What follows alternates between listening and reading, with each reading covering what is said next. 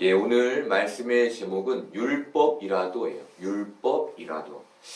우리는 지난주에 하나님의 말씀을 듣지 않는 유다를 보았는데, 유다가 바벨론에 포로로 잡혀갔음에도 불구하고 이들은 하나님의 구원의 말씀을 듣지 않았어요. 그런데 이들이 듣지 않았던 것은 국가의 신이었던 하나님이 조국을 멸망에서 지키지 못했기 때문이었어요. 그들은 하나님을 조국의 신, 나라의 신으로 믿었는데 그 하나님이 자신의 나라를 못 지켰기 때문에 다시금 하나님이 내가 너를 구원할 것이다 라는 말을 믿지 못한 거예요. 신앙을 가진 모든 사람들이 자신이 믿는 신이 자신과 자신의 가족과 넓게는 자신의 나라를 지켜주기를 바라듯 그렇게 긍정적인 결과를 기대했는데 그런 결과가 유다에게 없었던 것이죠. 이것으로 그들은 하나님의 능력을 불신하게 되었고 결국 하나님의 말씀을 듣지 않게 된 거예요. 이런 인과적인 결론은 우리의 삶에도 동일하게 적용되는데 많은 사람들이 신앙을 잃어버리는 이유는 기도의 응답이 자주 없거나 아니면 믿음의 큰 열심을 부렸음에도 인생에 어려움이 닥치기 때문인 경우가 많아요. 하나님께 작정하고 기도했는데 하나님이 내 기도를 듣지 않아. 한 번이면 이게 이해가 되는데 두 번, 세 번, 네 번 이렇게 여러 번 되니까 그 하나님을 불신하게 되는 거예요. 이런 이유에서 유다는 자신의 나라도 지키지 못하는 하나님을 불신하게 됐고 그래서 그의 말씀을 듣지 않게 된 거예요. 그리고 이것이 결국 우상 숭배라는 모양으로 나타나게 된 것이죠. 여러분, 제가 유다의 우상 숭배를 인과적으로 설명하는 이유는 우리 스스로 우리의 신앙을 돌아보게 하기 위함에 있지 유다가 잘해서가 아니에요. 유다는 하나님과 독립된 부유한 삶을 꿈꾸며 우상을 숭배한 불의한 백성이었어요. 이 잘못된 모습으로 인해 이들은 멸망을 당한 거였고 그럼에도 이들은 우상을 버리지 못한 악한 사람들이었어요. 이것을 이사야는 오늘 말씀 42장 24절에서 우리가 그에게 범죄하였도다. 그들이 그의 길로 다니기를 원하지 아니하며 그의 교훈을 순종하지 아니하였도다 라고 말하는 거예요. 여러분, 우리가 이 말씀에서 주의해서 봐야 할 것은 이사야가 유다의 우상 숭배를 그의 길로 다니기를 원하지 않는 것과 교훈에 순종하지 않는 것 이렇게 두 가지로 표현하는 거예요. 현대에 적용하면 자신 앞에 조각상을 가져다 놓고 그것에 비는 것만이 우상이 아니라 그의 길로 다니기를 원하지 않는 것, 그분이 원하시는 삶을 살지 않는 것이죠. 또 교훈을 순종하지 않는 것, 하나님의 율법에 순종하지 않는 삶은 우상 숭배인 거예요. 여러분, 우리가 사실 어떤 면에서 이 부분에 다 걸리죠. 그렇죠? 나는 정말 예수를 잘 믿어. 나는 정말 신앙이 좋아. 라고 하지만 어느 부분에서 우리가 조각상을 세워놓지 않고 우상을 숭배하지 않는 것뿐이지 하나님의 마음을 따라 하나님이 원하시는 것으로 살기를 원하는 마음이 없는 그리고 율법에 따라서만 살아가는 경우도 많이 있어요. 여러분, 인간은 확실한 걸 좋아해요. 확실한 거. 그래서 우상을 만들어 눈에 보이도록 한 것이죠. 그런데 하나님은 어떠셨나요? 늘 사람들 앞에서 자신을 감추셨죠. 여러분, 왜 하나님이 그 자신을 사람들 앞에서 감추신 겁니까? 하나님이 능력이 없어서가 아니라 사람들이 하나님을 보게 될 때 죽게 될 것을 염려해서였어요. 그런데 명확하고 확실한 것을 좋아하는 사람들은 이것이 만족스럽지 않았겠죠.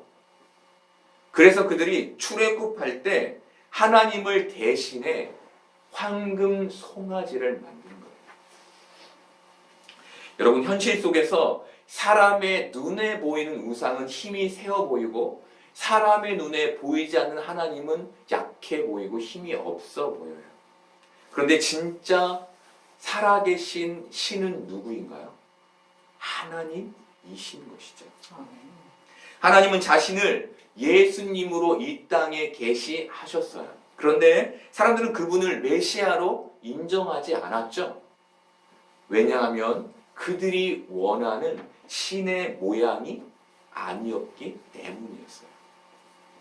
그들은 황금소처럼 밝게 빛나고 강한 능력을 가진 신만이 진짜 신이라고 믿었는데 예수님은 그런 모습으로 이 땅에 오시지 않았기 때문에 그들은 예수님을 메시아로 믿지 않은 거예요. 이것이 바로 우상을 숭배하던 유다의 마음이었어요. 여러분, 우리의 마음 한번 살펴보길 바라요.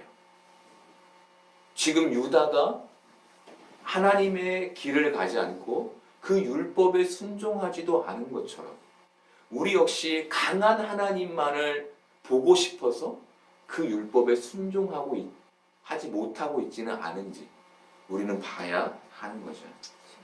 이런 그들에게 이사야는 그분의 길을 걷고 그분의 교훈에 순종할 것을 말해요. 여러분, 그분의 길을 걷는 것은 그분이 뭘 원하시는지를 고민하며 걷는 것을 말해요.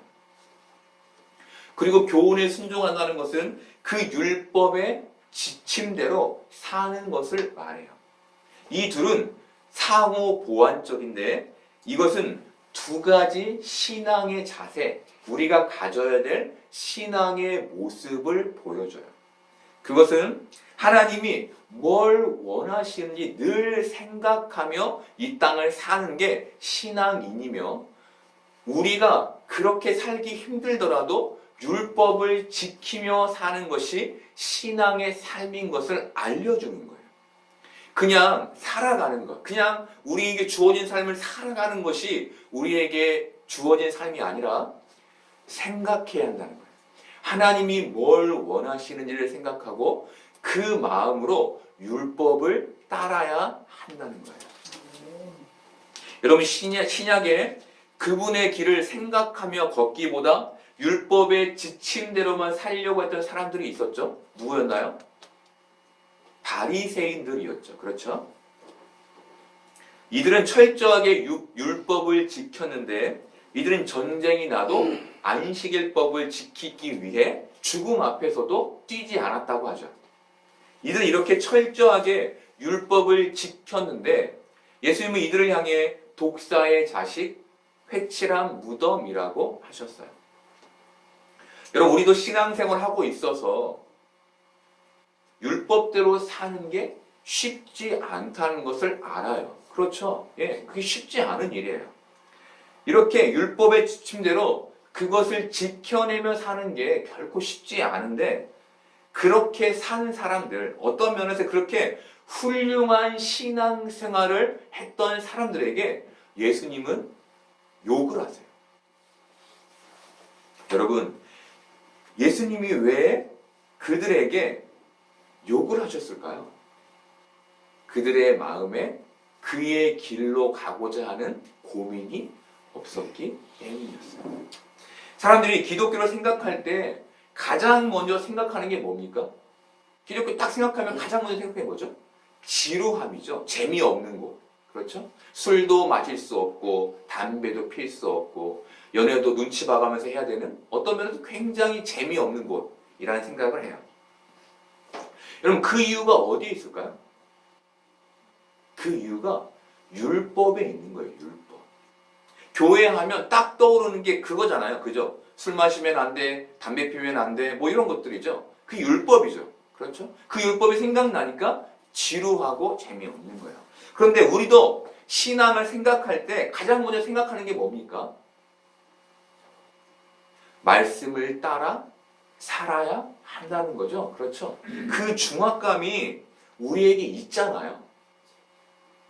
바리새인들도 그랬던 거예요. 그런데 이들은 이것이라도 특별히 잘 지켜내야 한다고 생각한 특수한 사람들이었던 거예요.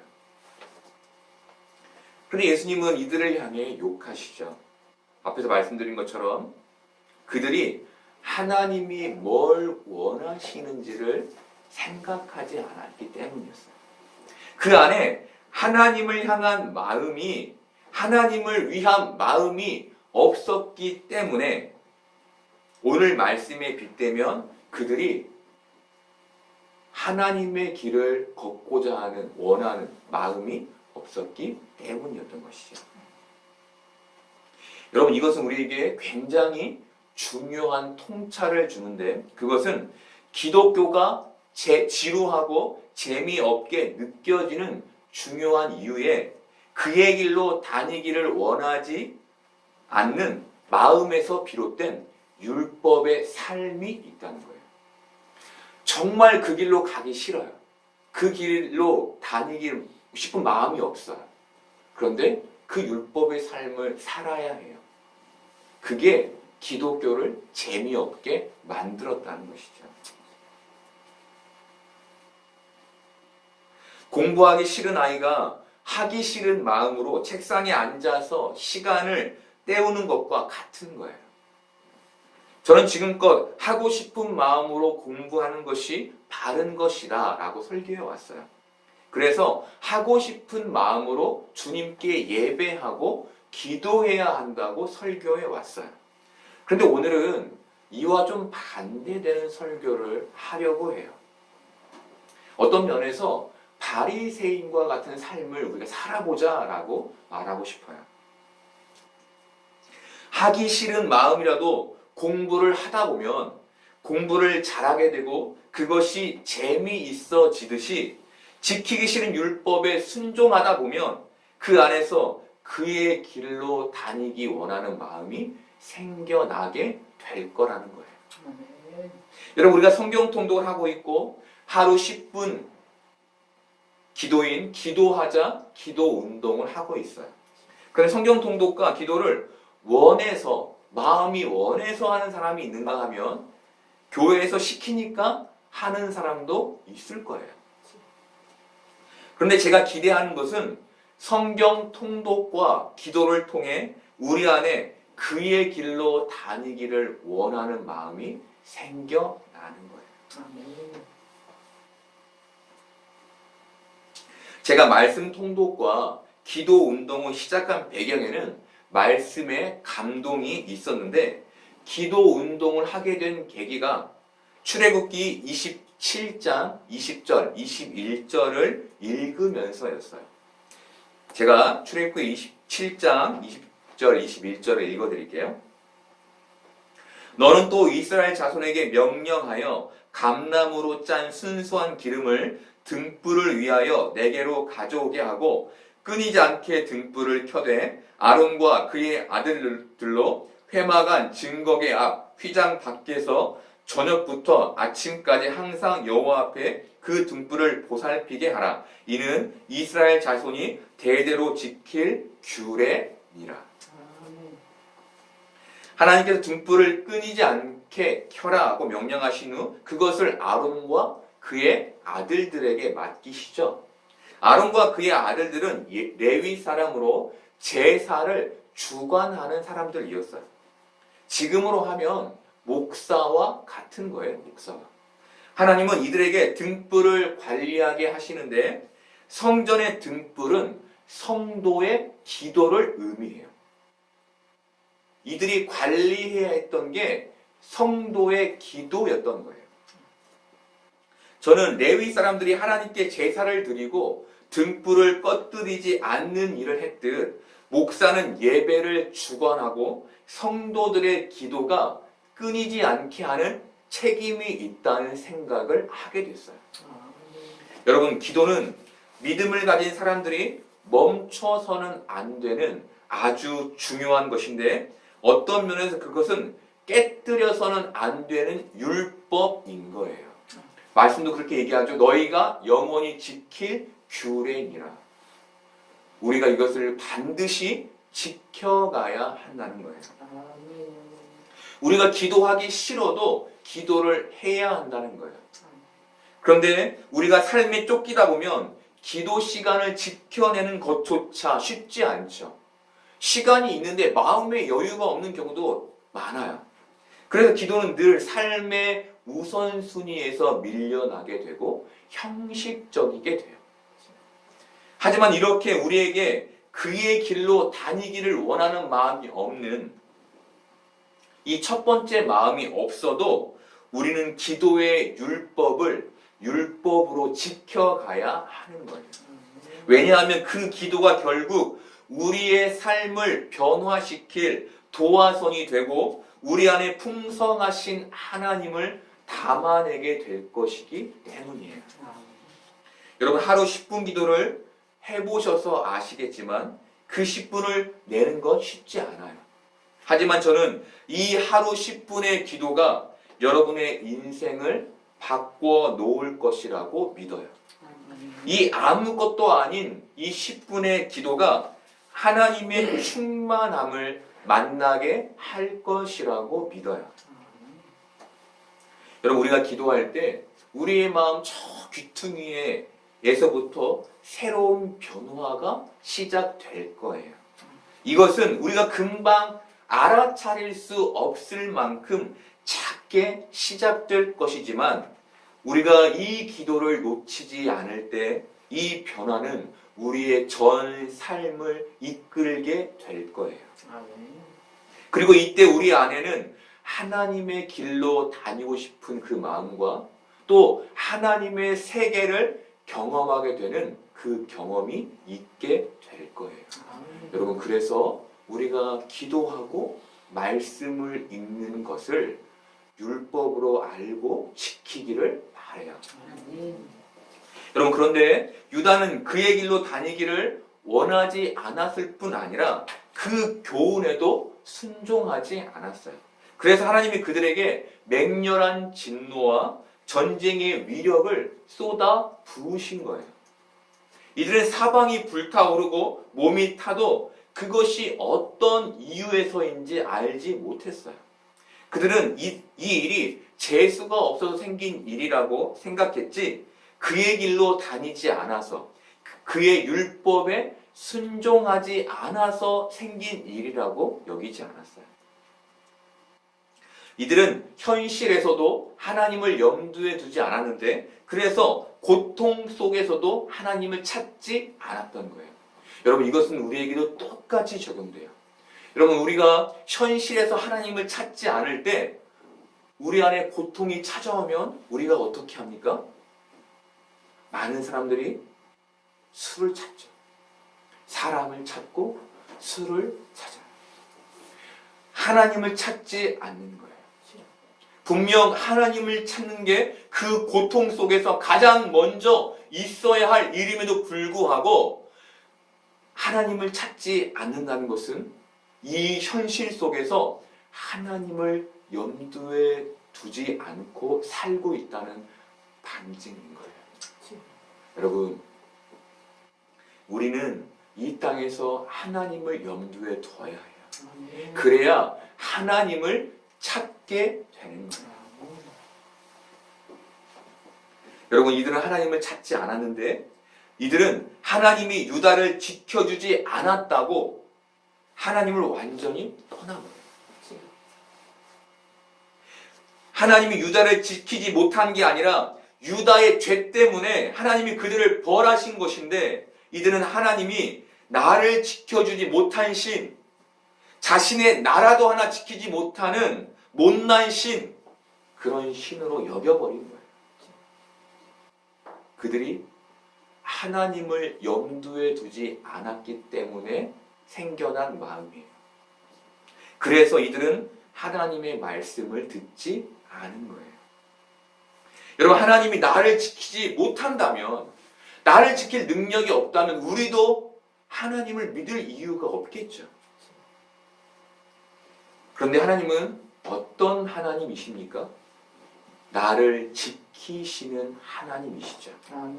이것은 바벨론의 멸망으로 분명해졌고 우리는 성경의 말씀으로 이 사실을 분명히 알아요. 여러분, 우리가 이 사실을 진짜로 안다면 우리의 모습은 어때야 할까요? 하나님의 말씀을 들어야겠죠. 아니, 하나님의 말씀이 들리겠죠. 나를 지키시는 하나님인 것을 우리가 진짜 안다면 이 자리에 앉아있는 여러분과 저에게 하나님의 말씀은 들려야 하는 거예요. 근데 여러분, 지금 여러분의 귀와 마음에 하나님의 말씀이 들립니까? 네가 나를 떠났다. 네가 나의 길로 다니기를 원하지 않는구나. 율법에 순종하지 않는구나. 그렇게 네가 우상을 숭배하고 있구나라고 말씀하시는 하나님의 말씀이 들립니까? 아니면 하나님, 저는 지금도 신앙생활을 잘하고 있고 이 정도면 충분하다고 생각하고 여기서 더 요구하는 건 불합리한 요구이고 저의 힘든 삶을 눈여겨보시지 않는 하나님의 불찰입니다 라고 여기고 있지는 않습니까? 여러분, 우리에게 지금 유다를 향한 하나님의 이 말씀, 네가 나를 떠났구나, 네가 나의 길로 다니지 않는구나, 네가 우상을 숭배하는구나 라는 말씀이 들리지 않는다면 우리는 하나님이 나를 지키신다는 사실을 믿지 못하는 유다와 다를 바 없는 사람일 수 있는 거예요. 여러분, 여러분의 긴 신앙의 여정을 부정하는 게 아니에요. 신앙에는 늘 기복이 있어요. 그래서 열심을 냈다가도 차가워질 수 있어요. 그런데 여기에도 우리가 잃지 않아야 할 게 있는데 그게 율법에 순종하는 삶인 거예요. 저는 출애굽기를 통독하며 참 많은 깨달음을 얻었는데 지난주에 가장 큰 깨달음은 율법이 나를 바른 길로 인도하는 가이드라인 역할을 한다는 것이었어요. 그래서 저는 저희 가정을 바르게 이끌 수 있는 방법을 생각하다가 바른 아빠, 바른 남편이 되는 규범을 적기로 했어요. 그래서 이렇게 적었어요. 10개씩. 저는 이 적은 것을 계속 볼 건데 이 제가 적은 이 규범이 저를 바른 아빠, 바른 남편으로 이끌어 줄 것이라고 저는 믿어요. 여러분, 우리가 율법을 형식으로라도 지킬 때 우리는 바른 길로 가게 될 거예요. 그리고 그 길 속에서 우리는 하나님의 풍성하심을 경험하게 될 거예요. 여러분, 이것이 우리가 기도를 멈추지 않고 말씀의 통독을 멈추지 않아야 할 이유인 거예요. 여러분, 유다는 하나님을 외면했어요. 그런데 하나님은 이사야 43장 1절부터 7절까지를 통해 그들에게 구원을 약속하세요. 저는 이 말씀을 묵상하며 하나님의 사랑이 너무 간곡하게 느껴졌어요. 특히 43장 1, 2절이 그랬는데 우리 이 말씀을 함께 읽어볼까요? 43장 1, 2절 야곱아, 너를 창조하신 여호와께서 지금 말씀하시느니라. 이스라엘아, 너를 지으신 이가 말씀하시느니라. 너는 두려워하지 말라. 내가 너를 구속하였고 내가 너를 지명하여 불렀나니 너는 내 것이라. 내가 물 가운데로 지날 때에 내가 너와 함께할 것이라. 강을 건널 때에 물이 너를 침몰하지 못할 것이며 내가 불 가운데로 지날 때에 타지도 아니할 것이요 불꽃이 너를 사르지도 못하리니. 아멘. 하나님은 야곱의 이름을 이스라엘로 바꾸셨는데 그 뜻은 하나님과 싸워 이김이었어요. 여러분, 그런데 인간이 하나님과 싸워서 이길 수 있습니까? 없죠. 그렇죠? 이 말은 하나님이 져 주셨다는 거예요. 야곱에게. 왜 야곱에게 하나님이 저 주셨을까요? 그를 사랑하셨기 때문이에요. 여러분, 아빠가 아이와 놀아줄 때 어떻게 합니까? 져주죠? 왜 아이에게 져줍니까? 아이를 사랑하기 때문이죠. 여러분, 바로 그 사랑으로 하나님은 우리를 사랑하시는 거예요. 그래서 너는 내 것이라 하시고 네가 물 가운데로 지날 때 내가 너와 함께 할 것이고 불 가운데로 지날 때 그 불이 너를 사르지 못하게 할 것이다 라고 말씀하신 거예요. 우리 그 사랑의 정점에 있는 4절을 우리 함께 읽어볼까요?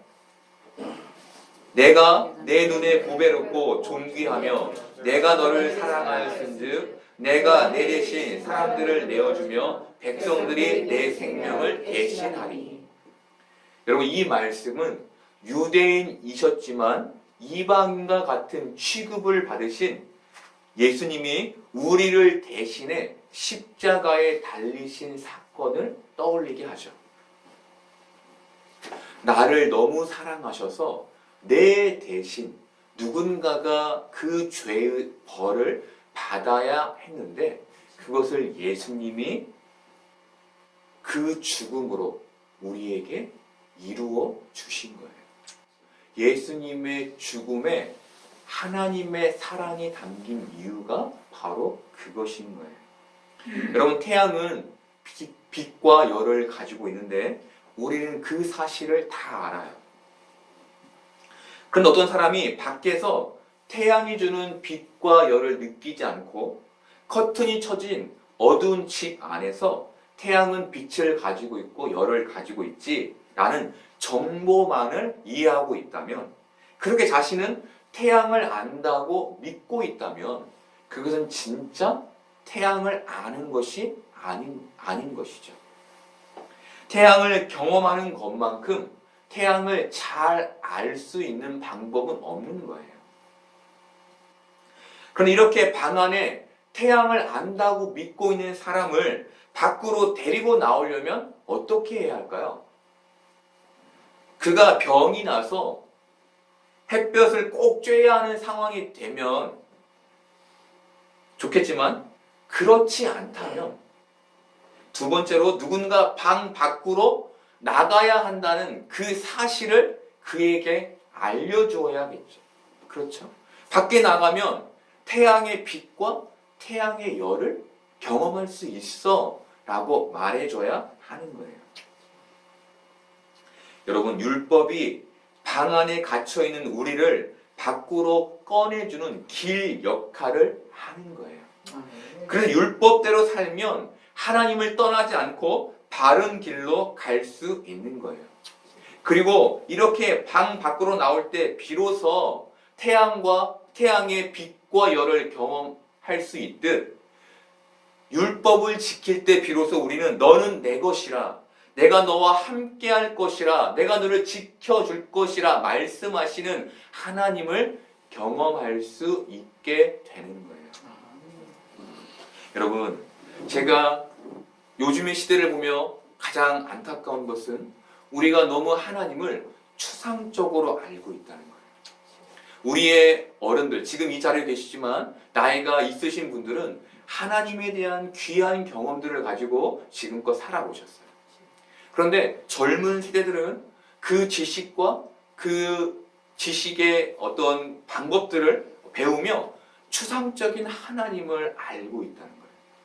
그래서 정말 그분이 어떤 분이신지를 경험적으로 아는 것은 적다는 거예요. 여러분, 우리가 말씀이라는 율법, 기도라는 율법, 예배라는 율법을 지켜야 하는 이유가 하나님에 대한 경험에 있는 거예요. 우리가 이것을 지켜갈 때 우리 안에 하나님을 경험하는, 하나님의 세계를 경험하는 그 신앙을 다시금 회복하게 된다는 거예요. 만약 기신자이신 여러분들 중에 그 경험이 없어졌다면 다시 그 율법을 지킴으로 그 경험을 할 수 있게 된다는 거예요. 우리가 이것을 반드시 기억하기를 바라요. 여러분, 하나님은 이사야 43장 7절에서 우리를 하나님의 영광을 위해 창조했다라고 말해요. 이것을 바울은 에베소서 1장 5, 6절에서 이렇게 말해요.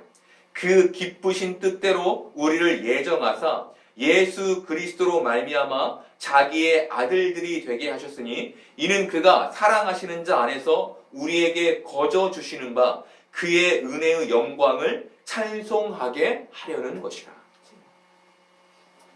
여러분, 하나님께서 우리를 창조하신 목적은 하나님의 영광에 있었어요. 여러분, 우리가 하나님의 영광이 된다는 것은 거룩함을 말해요. 거룩함. 그렇다면 거룩함은 뭘까요? 거룩은 하나님의 말씀에 순종하는 삶, 바로 율법대로 사는 것에 있어요. 물론 지금 우리는 예수님께서 그 율법의 모든 것을 지켜내시고 십자가에 달려 돌아가심으로 모든 율법의 완성을 이루셨기 때문에 그분을 믿음으로 그 거룩을 입게 되지만, 그럼에도 불구하고 우리는 어떻게 해야 합니까? 거룩을 위해 그 율법의 삶을 살아가야 하는 거예요. 여러분, 율법대로 살아야 한다는 것은 굉장히 버거운 일로 여겨져요. 왜냐하면 그렇게 살면 재미가 없다고 느껴지고 또 어떤 면에서 그럴 이유를 찾지 못하기 때문이에요. 그런데 우리가 이 땅에서의 삶을 하나님의 영광을 목표로 할 때, 그 거룩을 목표로 할 때, 그 목표는 우리로 하여금 율법대로 사는 삶을 즐겨하게 만들게 될 거예요. 왜냐하면 그 율법대로 사는 삶만이 거룩을 담아낼 수 있기 때문이에요. 그리고 어느 순간 우리 안에 풍성하신 하나님의 경험이 다시 생겨나게 될 거예요. 여러분, 우리가 어떤 이익이 있어서 신앙생활을 하는 게 아니라, 우리가 기도하는데 어떤 이익 때문에 기도하는 게 아니라 거룩하신 하나님 앞에서 거룩해지기 위해 기도할 수 있기를 바라요. 그것이 우리에게 동기부여가 되고, 그것이 우리에게 자극이 되고, 그 목적이 우리에게 동기부여가 돼서 그 삶을 살아갈 수 있기를 바라요. 여러분, 우리가 그 길을 걸어갈 때 이 기쁨나무 교회 안에 하나님의 세계가 회복하게 될 거예요. 그리고 이 자리에 오는 사람들은 그 하나님의 세계를 본인이 원하지 않아도 경험하게 될 거예요. 여러분, 저는 그런 교회를 꿈꿔요. 여러분, 함께 우리가 이 율법을 지켜감으로 기도하는 것, 말씀을 읽는 것, 예배하는 것, 주님을 찬양하는 것, 이런 것들을 우리가 지켜가며 우리가 하나님의 세계 안에 들어갈 수 있기를 바라고, 그래서 이 교회에 오는 모든 사람들이 그 세계를 경험할 수 있기를 바라요. 그래서 우리 교회가, 우리의 삶이 하나님의 영광이 되기를 소망해요.